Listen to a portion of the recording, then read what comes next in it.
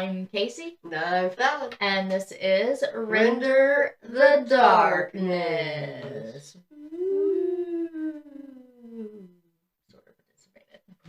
Sort of, but not really. Okay, we are still doing our 50 state series, and today we are doing our first case out of California.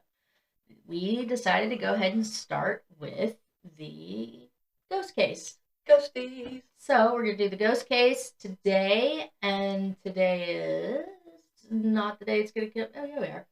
So it's Tuesday, and then we'll do our first true crime on Friday, and then our second true crime on the following Tuesday. So you guys still have plenty of time to get in requests for this state if you have any, so please do so. We would love to hear it. Let's go ahead and do our fun fact real quick for this episode. Oh, fun fact. Guess who got in contact with us? Not Eminem. Oh. He must not listen yet. He must not listen yet, but he will. You guys get the word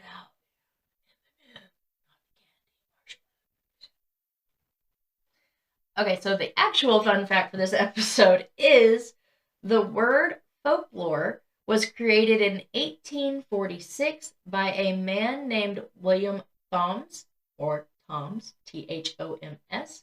He was an Englishman, and it was meant to be another way to say things like popular antiquities and popular literature. Okay. Why did you do that? What an idiot.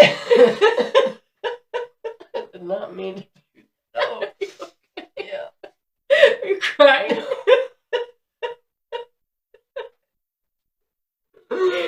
Oh, no. It just really... It hurt, but it was really funny. God, you may have chipped a bone. That sounded really hard. For those that didn't catch that, Fallon just slammed her wrist down on the desk as hard as she could do it for whatever reason. I'm sorry, I did not mean to interrupt your fun fact. No, you're fine. I think I got it out. I think I worried about your pain after I finished it. So okay. We're good. Okay. Okay, so I did a little something different for me on this one. I really tried to shy away from the more famous cases, but being as how we are traveling to California on this one, I would feel remiss if I didn't do a case on the extremely famous RMS Queen Mary. Mm. For those that don't know, RMS stands for Royal Mail Ship. MAIL. No. Like letters, not no. men. MALE. Yeah. Wasn't gendering the boat. Okay. I will also let you know ahead of time, there's no way I could possibly have given all of the information on the history of this magnificent and extremely important to history ship. Even if I could, that's not supposed to be the focus on this case, but I will put the information needed to get us where we're going for the case, as well as I will make sure to add all the links for the resources needed to be able to learn about the full history if that's something that you're interested in. There will also be a link for the book written about the ghost of the ship, as well as a link you can use to find the movie that was made about the ship. Okay. I will also tell you that what I just said in reference to the history of the ship, it kind of applies to the ghosts of this ship as well. This is the most haunted ship probably on the entire planet, if not one of the most haunted places as a whole on the entire planet. And that's based on the amount of pictures and recordings and footage and personal experiences that people have had since this ship has been in existence. So it's going to feel a little shortchanged at the end. It isn't. I included as much as I could. I may later do another case on this to kind of pick up where I leave off a little bit at the end there. Just because I don't want to feel like I did shortchange this case. But I did what I thought was pertinent for the 50 state series. Gotcha. So let's dive into a brief history. The RMS Queen Mary was originally a British ocean liner, and she was owned by Conrad White Star Line. It operated out of the North Atlantic Ocean and ran from 1936 to 1967. After being officially retired and bought by the city of Long Beach in 1967. I didn't notice I should have put a comma and I put a period, so that was supposed to be one full sentence. And I was like, wait, that sounds like I'm shortchanging the first sentence. Anyway, that was supposed to be one consecutive sentence. So let me reread that. It operated out of the North Atlantic Ocean and ran from 1936 to 1967 after being officially retired and bought by the city of Long Beach. Okay. Does that make more sense? Yeah. Sorry, that was 100% my fault. It's alright, because whenever you said it, I was just like... I did too. My brain went, huh? So again, just to clarify, that was a brief consolidation of information. I am aware that I didn't put anywhere near the information that I should have, even in that little tiny bit. And that's it. That's all the history I put. Oh. I'm just kidding. But stick with me here on the path of needed knowledge I've carved out for this case, please. Alrighty. Her maiden voyage was said to have been on May 27th, 1937, and another source said 1936, so just in case, I'll include that. By August, so just 3 months later, the Queen Mary won the Blue Riband.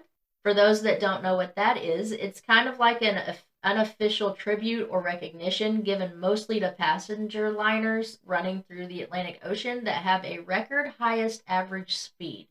Oh. Now, granted, she lost that title by 1937, but still, that's a pretty great accomplishment after only 3 months.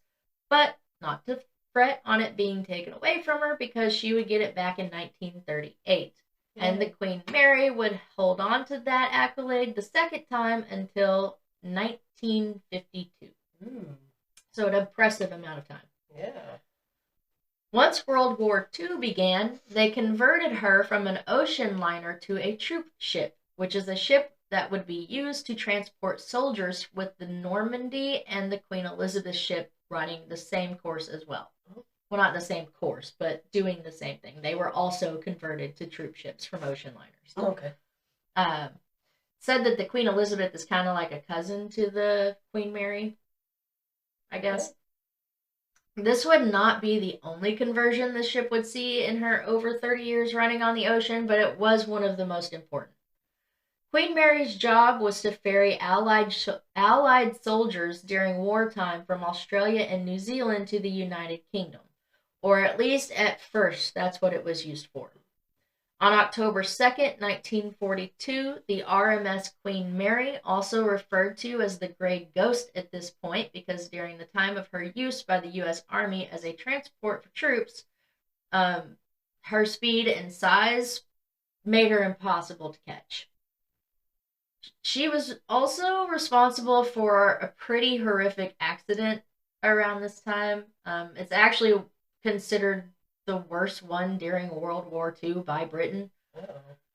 The Germans were doing everything in their power to catch the RMS Queen Mary, including sending anti-aircraft cruisers after her and offering a bounty, as well as the Iron Cross, which for those that don't know what that is, it is a military award called the Knight's Cross of the Iron Cross, and it was awarded to those for their extreme bravery or for those who showed strong and successful leadership. So it was like a German award for those things. Okay. So Hitler actually was offering those awards for anybody that could sink the ship. So in her attempt to avoid the U-boats the Germans were sending after her, the Queen Mary had a specific route planned out. She would steam forward in a zigzag pattern. While traveling this course, one of the escorts provided to the Queen Mary, and I hope I say this right, but the Curacao was closer than it should have been. And because it was so close, when it came time for the Queen Mary to make a turn, the Curacao wasn't able to move out of the way fast enough, and the Queen Mary ultimately struck the Curacao and cut the ship in half. Ouch. The Queen Mary had strict orders not to stop on their path or deviate for any reason, so it was said that she kept going despite having just destroyed another ship. No. And it was like an allied ship, too. It was a ship out there to protect her. Right. I did read in another resource, though, that the captain of the Queen Mary, Gordon Illingsworth, although he wasn't able to stop his own ship, he did send out an order for the other escorts, or also called destroyers at the time. Anyway, he did send out an order to start looking for survivors from the Curacao. So he didn't just like leave them totally high and dry. He did send for help. Well, that's good. I read in one source that said there were 437 men on board and only 99 of them survived. Oh. And another source said that there were 439 men on board and 101 of them survived. But both sources said the Curacao's captain, John W. Boutwood, did survive the crash. Either way, it's still a lot of lives lost there. A lot of lives, like 300 plus. This tragedy is said to be part of the reason why there are so many spirits still on board the Queen Mary. She was responsible for a lot of deaths that day, and although I know they didn't actually happen on the ship, it definitely seemed to play a part in the karma of the ship, which we'll get into a little bit more later. Another important feat for the Queen Mary came in 1943 when she became the record holder for carrying the most people on one vessel. What was that number, you ask, Fallon? Please, what number was that? An astonishing 16,600 people. Ooh, that's a lot of people. She still holds that record to this day. Oh, nice. Go Queen Mary. Okay, so we're going to make a drastic jump here. We're going to go forward to May of 1971. Oh, okay. I know, it's a huge jump. But this is the day the Queen Mary was converted and designated as a tourist attraction. It was officially opened in December of 1971 as Jacques Cousteau's Museum of the Sea. Nice. So just so everybody is aware, I am fully aware that I skipped way to the part where she's been bought by Long Beach and she's been docked and all that stuff. I'm aware. I jumped forward from war times to dock time when she's been retired, and that is a huge chunk of her history that it did not include, but I will add it here and there throughout the rest of the case. By November 1972, the hotel portion had been opened, and after some struggles with the best way to run the hotel, the Hyatt tried to pull the hotel out of the funk they were seeing at that point, and they also struggled to get the ship where they were trying to get it. So they were trying to convert it from a ship to a museum/hotel. Okay. At this point. Finally, in 1980, Jack Rather took over operation of the ship, hotel, and all the other attractions. The significance of Jack Rather was that he owned the Disney Hotel, and although Jack Rather himself passed away in 1984, it wasn't until 1988 that the Disney Corporation made an offer for the ship, and Rathport Properties accepted the offer. My goodness. So Disney owns the boat? They did. Oh. They did own the boat for a very short period of time. Oh, okay. So this is how the Port Disney, which was an amusement park and a resort in Disneyland with the Queen Mary right in the middle of it, was supposed to come to be. Okay. But unfortunately, there was too much red tape involved, so they moved on, and they let go of their lease of the ship in 1992, which caused the Queen Mary Hotel to be closed in September 1992, and by December that year, the entire Queen Mary officially shut down. Aww. Don't worry, though. She reopened in February 1993 and was reopened by the city of Long Beach, California. Yay. The hotel part of the ship, which, after being revamped on the inside, was actually legally deemed to be a building rather than a ship because they literally removed every mechanical part that made it a workable ship. The ship could no longer be ran in the water or used as a ship at all. Okay.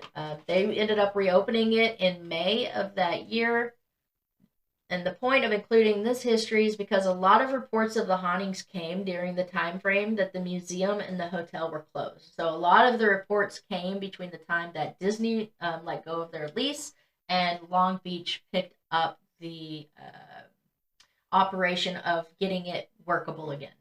Okay, so it was like whenever they were in there, like they were like their transitioning phase, like remodeling it and getting it ready again. Like they were gonna reopen it and revamp it and make it a whole new experience for people to go into.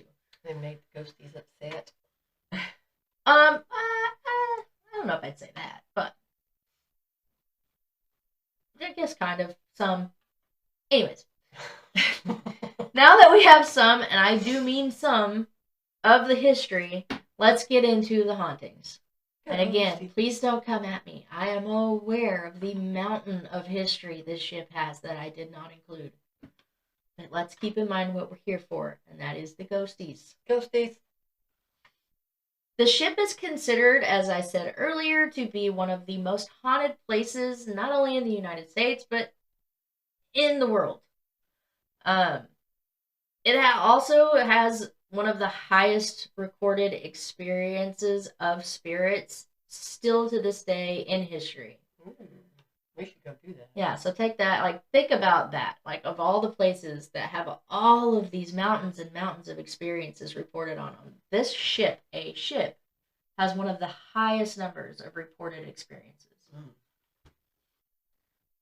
When it was closed, there were security guards who were still employed there, and their job was to protect the Queen Mary. Make sure no vandals got on it, make sure nobody that wasn't supposed to be on it got on it, whatever. The guards would claim so many different experiences while they were working there during that year. So that was during the time that the Disney had released let go of the lease, and the Long Beach was trying to get her back on track. So while that was happening, they had security guards there to ensure the safety of the ship. Gotcha. Lots of them reported noises, phantom voices, the sounds of parties being thrown. They reported seeing people trespassing, but after attempting to chase them down, there was no one there. So many other experiences took place during this time that a lot of the guards would often refuse to work inside the ship. They would only guard from outside and on the ground. So if they thought somebody was in there, it was just like, oh, well. Yeah. Pretty much. They were like, no, negative. Some people believe that one of the pool rooms, the first class pool room, which is actually the dressing room, which actually is the dressing room in the pool area, to be exact, for the location. Some people believe that that's actually a portal for spirits, so they can come and go as they please on and off the ship. Cool. I know I said that sentence very weird. I don't know what's happening. It's a ghosty episode. Every time we do a ghost episode, some weird, strange, bizarre stuff starts happening. I'm not going to lie to you. When I was trying to write this case, and that's part of the reason why it's going to seem a little sped up at the end, I started having some really weird heebie-jeebie stuff happening while I was trying to read about this and research it and write about it. So there was a couple of nights where I would be working on it alone in my living room, and I would have to shut my computer, like I'd have to close my computer, because I would start getting chill bumps, and the hair on the back of my neck would start standing up, and I don't know, I just feel like when it comes to paranormal stuff, like instinctively your body tells you when something is real and when it's not, and there were several of the ghosts that I tried to focus on and write about in this case that I got that feeling on. And I did. I had to shut down my computer, and it shut down my progress for the whole night because I was like, nope, I'll get back to that in the daytime when there are people moving around. And yeah, I'm not going to lie. I got a little creeped out on this one. So people believe that the dressing room that is located at the first class pool room is possibly a portal for spirits so they could come and go as they please. Let me say that a little better. This particular room, although it's not still in use, is considered to be the location for most paranormal activity due to its location being the middle of or as I read it, called the heart of the ship. And that's why the location is believed to be a portal. I guess that's like a thing for like paranormal investigators. I think a lot of them believe that whatever the heart of the location is can potentially be some kind of like a portal vortex thing for interdimensional beings and spirits and things like that. Yeah. I didn't know that was a thing. I've heard that a lot. Let's talk about some of the spirits themselves that are said to exist. Hey, baby. There is believed to be this.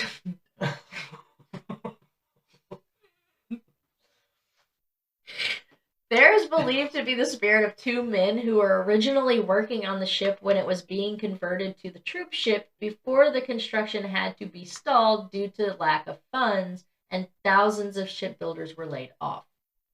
So when that happened, there were 3 men who had gone missing from the ship. Oh. A few years later, when construction would be reinstated, 2 bodies were found in the bottom of the ship near the double hull. It was assumed that they had unalived themselves at the time that they had gone missing, because that was when the Depression had hit and shipbuilders had been laid off, as I just mentioned. So maybe they were worried they weren't going to be able to provide for their families without a job. So that's kind of what people assumed happened. But once their bodies were found, there was actually another theory being kicked around, and it was that perhaps the men had actually died from some kind of a fume inhalation. The idea of that is because the men were found very close together, and there was a welding torch located, like within a really close proximity of one of the men. Okay. So they were thinking that maybe they were actually working, and then they ingested some kind of a fume that knocked them out, and then they just continued to breathe that while they were passed out, and then they died. Yeah. But because they were on the bottom of the ship, nobody found them there. That's sad. Is the idea. But there's also the theory that they may have unalived themselves. But I personally think that the fume inhalation theory is more likely because the being found so close together and there being a welding torch. I don't know if it's true or not, but I read that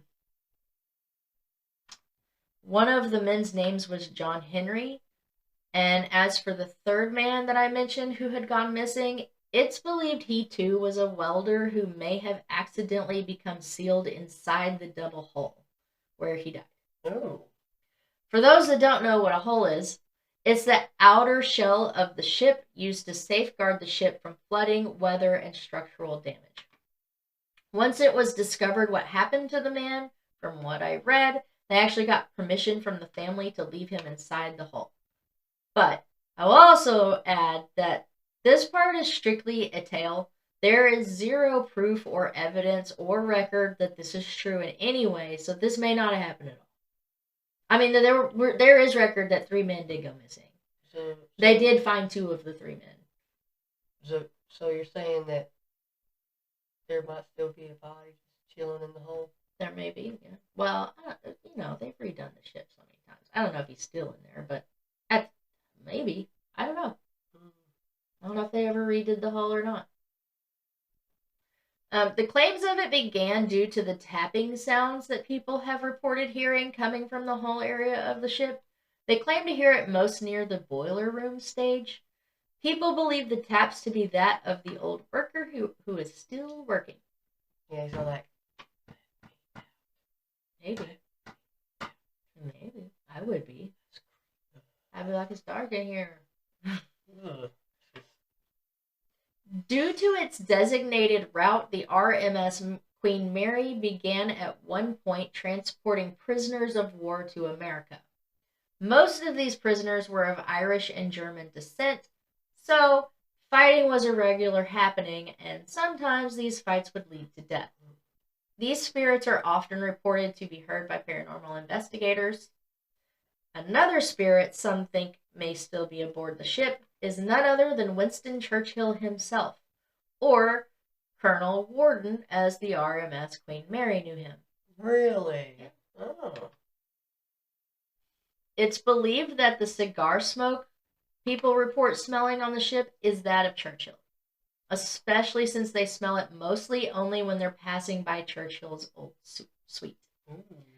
He was a common writer on the ship, and I know that there has to be, like, I know the idea is that there has to be something there for the spirit to attach itself to.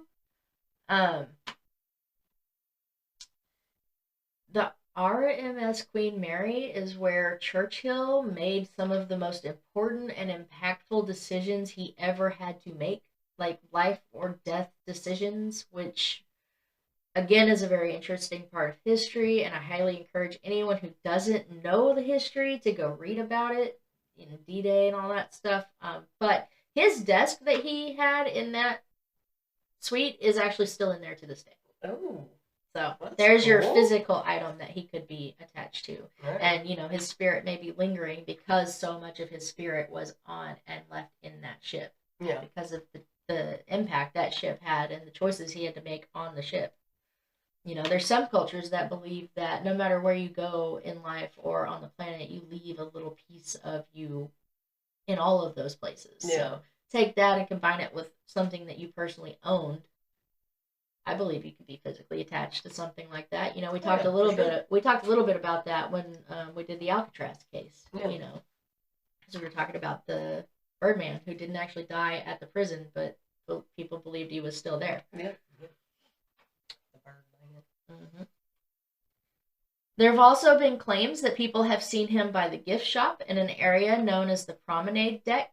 They also claim to have seen him in the restaurant named after him, too, which apparently the Promenade Deck is where his actual office used to be. Oh, that's cool. Yeah. Going in the restaurant and being able to see Mr. Churchill. Yeah, that would be really cool. I say that bravely on camera, knowing damn good and well that I would run. I think it would be pretty cool. Other potential lingering passengers may be the spirits of the wounded soldiers the Queen Mary had been charged with transporting from England to America at one point. Many of the wounded were in critical condition, and some were thought to have not made the voyage to New York. Another reported death of the Queen Mary was that of Thomas Marshall, who was serving as the ship's third officer in 1948, and it was reported that he fell off of a ladder and died. Ooh. Other supernatural things to be reported by guests, visitors, occupants of the hotel, investigators, guards, and staff include things like tools going missing, only to resurface in other places on the ship, men screaming, and water rushing in the forwards of the ship when she isn't running. And according to psychic Peter James, he claimed there to be over 600 spirits on the ship. Dang. Of course, what would a ghost story be without a lady in white? The RMS Queen Mary has one of her very own. Always a lady in white. There is, but this one's a little different. Okay. The difference in the Queen Mary's is not only that the documented sightings of her, but she's also very quite vocal as well. Oh. Yeah. She sings and dances. She's most often seen in the Queen's Salon, which was originally the main lounge. So that's where the elite of the ship would attend dances and listen to the bands. She's not only been seen in the salon, she's also reportedly been seen in the old Paranormal Research Center room, as well as the isolation ward, and in the Shrine of Immortal Chaplain, and the hotel lobby, and lastly, the staircase. Hey, she's all over the place. She is, and she's almost always dancing or singing to some kind of music that only she can hear. Oh, so she's always happy. Yeah, she's said to be very soft-spoken and very sweet. Nobody has ever reported anything negative about the lady in white on this ship. That's cool. In fact, it's reported that a lot of the spirits aboard this legendary vessel are very vocal. Another couple famous spirits are that of John Petter and a woman named Sarah, which we will talk about later. And speaking of Peter James, this leads me to talk about who is probably the most known spirit, and that is of a little girl whose name is Jackie. Jackson is the one who discovered her name is Jackie because she told him her name was Jackie. Aww. The story of Jackie, from what I understand, comes from the time frame after the war when the ship was tasked with reuniting brides in England with their husbands in America. Again, you can get more information and clarification on this in the links in the show notes. It's said that she was traveling back to America, and while she was traveling, she drowned in the second-class pool. Oh. The most frequent claims of sightings of her are around the balcony and also in the pool room. She alternates between the first-class pool and the second-class pool, which is where Peter first saw her. After seeing her, he claims she asked him to meet her in the first-class pool room, and so he did. He actually recorded this interaction, and he was able to speak to Jackie for over 10 minutes. Oh, wow. And that whole thing is recorded. And you can find it. Apparently, she likes to play games with people by appearing, disappearing, and reappearing somewhere else. There's also a 17-minute recording of another interaction that Bob Davis and Brian Clune took. They were the hosts of a show called Planet Paranormal. Frank Barracuas also caught a recording of Jackie speaking to him. And there are still reports of people hearing Jackie to this day, although not nearly as frequently as they used to happen. Oh. This introduces us to a couple other ghosts. For example, Sarah. She's thought to be a little girl as well, but she has taken up the job of protecting Jackie. And apparently she takes it very seriously, so seriously that sometimes when paranormal investigators are attempting to contact Jackie, Sarah jumps in and speaks for her and tells them no. Oh. The lady in white has also taken to Jackie. She is known to sing for her, and then there's another spirit that seems to be attached to Jackie as well, and that is a spirit referred to as Grumpy. Let's talk a little bit about who people think Grumpy might be. He's known to scare and growl at people. He's mostly reported being in the first-class pool area under the stairs by the storage. He also has been reported in the green room and hallway, both rooms closely located to the pool area. Some believe he's the spirit of a once-upon-a-time captain of the ship. There are also theories of him being someone who may have committed a murder aboard the ship, specifically that of a woman whose body was found in the staircase he stays close to. Oh. It's believed whoever murdered her most likely unalived themselves, and Grumpy might have been that culprit. Okay. Then there's the spirit of William Eric Stark. He was supposedly accidentally poisoned, which I guess technically he accidentally poisoned himself, kind of. Okay. The story goes that he was the senior second officer at the time and was tasked with entertaining some new crew members, so he invited them to his cabin where he planned to share gin with them. He asked the steward to get the gin, and instead of going where he should have, the steward decided to grab a bottle from another cabin close by and gave it to Stark. Unfortunately, the steward, nor Stark, would notice that it wasn't actually gin in the bottle at all. It was actually filled with a cleaning solution that was toxic if ingested. Stark poured himself a glass, and sadly he would die from this mistake, and not like a quick death either. It was several days for him to succumb to the side effects of this poison. It was slow, it was painful, and it was agonizing. That is terrible. So some people think that Stark may actually be Grumpy. I can see Because of that. the growling and the... Oh, yeah, like the... Yeah. Yeah. Another fellow we're going to discuss is John Petter, as I mentioned earlier. He was a worker for the Queen Mary in 1966. He worked in the engine room.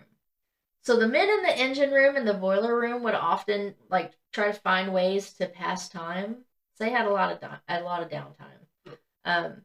One of the particular ways that they liked to pass time was to play games. One of the particular games they liked to play, the premise of that game was when the captain called for the watertight door drills, which was a drill he'd occasionally do that involved sounding an alarm and dropping the doors to ensure they were up to code and still functioning properly. Well, the game was to try to beat the door before it closed after the alarm sounded. Oh, no. They didn't have a very long window, and unfortunately for Petter, when he was taking his turn one day, he mistimed it and was crushed by watertight door number 13. Ouch. Mm. He is said to haunt the area by the door that crushed him to this day. He's known to be very friendly to the ladies. He tickles their ears, he touches their hair, and occasionally gets very close to their face. No, There thank you. there have also been reports of people hearing crying and moaning from the same area. Oh. Some people believe that Petter isn't the only occupant of area watertight door 13. And this brings us to John Mackenzie. He too was working on the ship.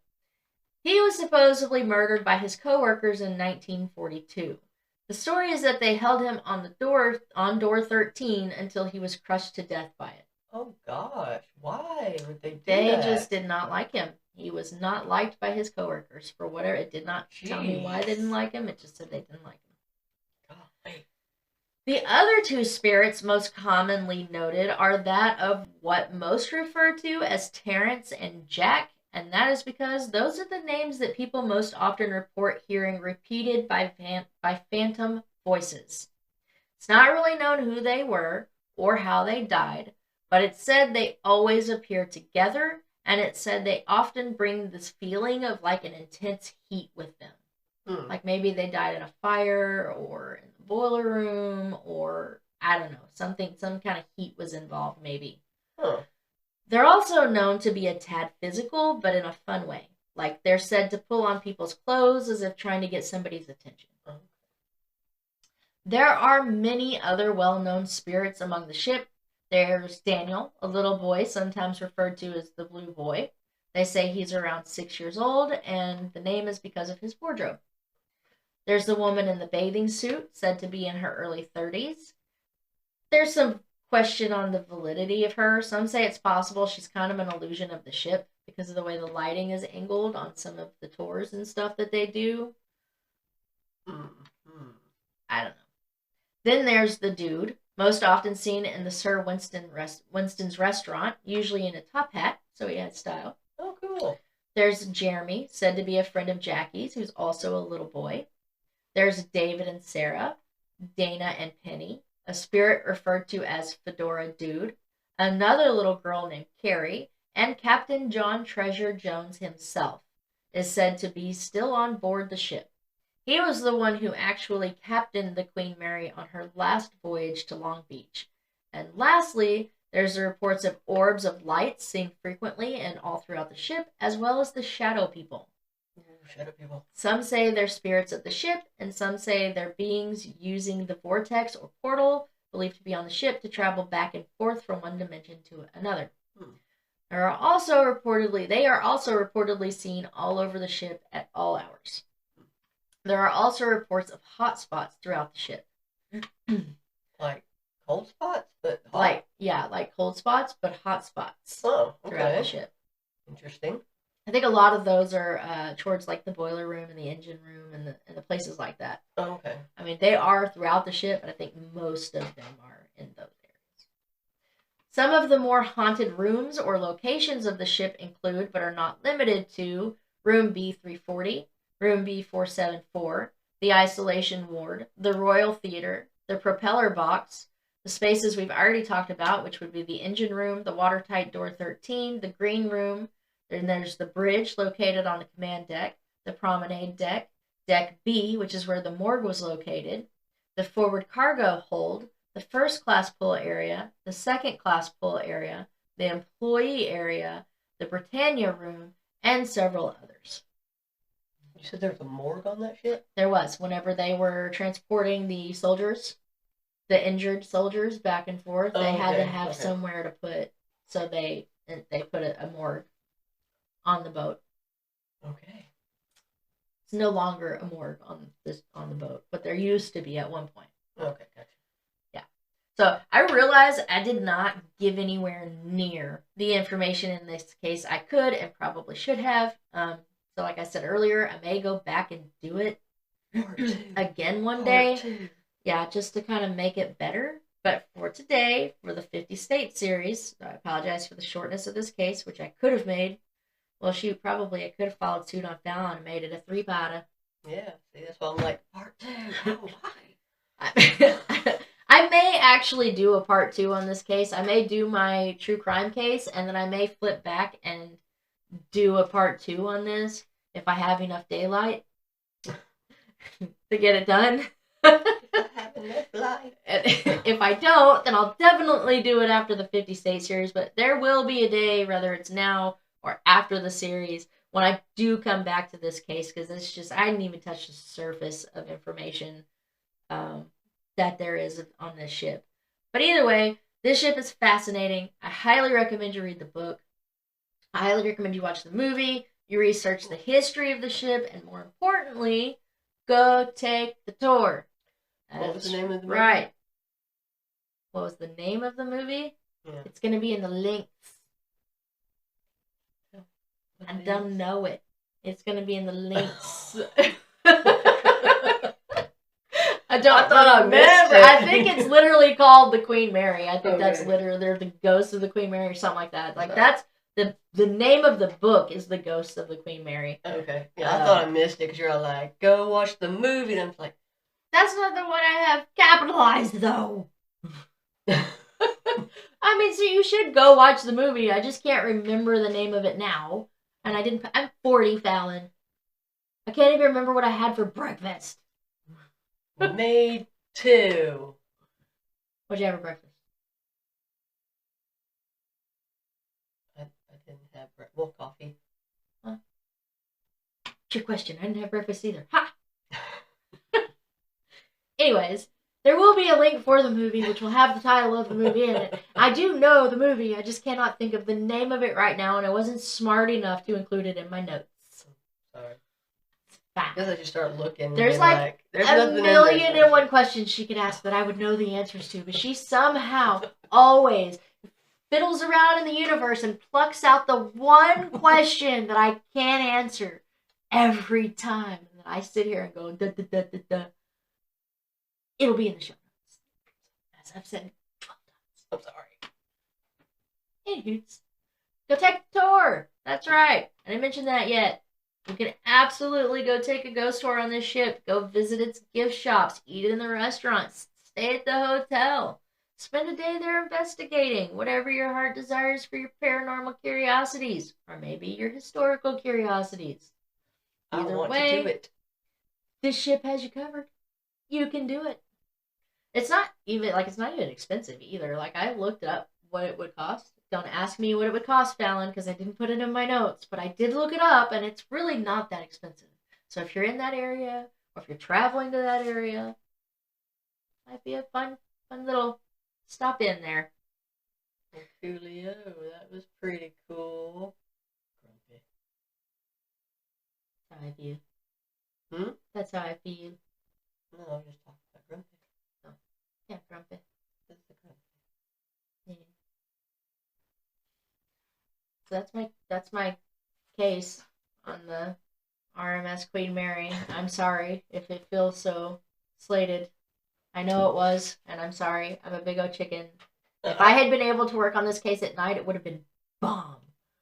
I thought it was really good. You put in a lot of information. There's a lot of ghosties in there. I liked it. Yeah, I know, but I just feel like I didn't do it justice for what it is, and I feel kind of bad about that. And I know a lot of y'all are like, "Oh, why didn't you record the case, or why didn't you spend the time?" Because I'm a big old baby.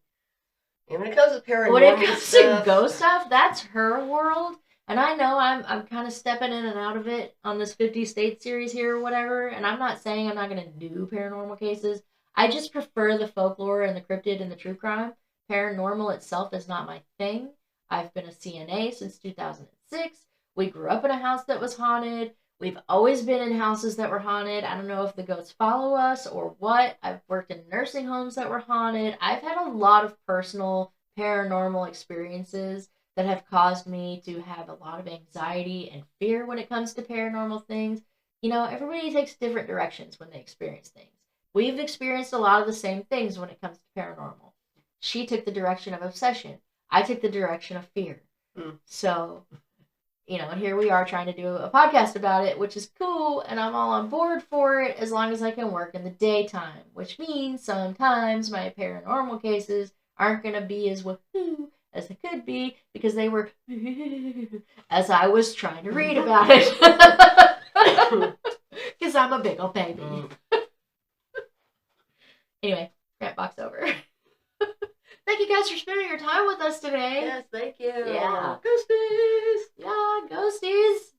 If you want to include any more information, please feel free. We'd love to Yeah. hear about it. I know there's a lot more for somebody out there to add, so please do. Yeah, if We'd you've love ever to been hear it. there, did an Yeah. investigation. Yeah, absolutely. You had your own Yeah. personal experiences there. You know, I know Chris said he's been on it. Oh, really? Yeah. Well, that's cool. Yeah. He didn't say anything about like having any kind of experiences on it, but he said he's been on it. Huh. Well, So yeah. I want to go there. I would like to go there too. Maybe we'll take a trip to Long Beach one day and go check out the Queen Mary and do a live or something. Yeah, you can do half of it and I'll do the other No. half. No, we're going to do that shit together. That's going to be a team effort. When I say team effort, there may be some Velcro involved. Yeah. No, wait. I can't do that in case I need to run. I don't think I can carry you too. Oh, I just thought you meant you were going to be super duper close. I didn't know you meant like you were going to actually bring Velcro. Okay. I will. What's that game where you like throw the ball and you catch it? Oh yeah, I don't remember, but yeah. What's that? Oh, what's that called? I don't remember the name of it. Anyway, I'll be like that.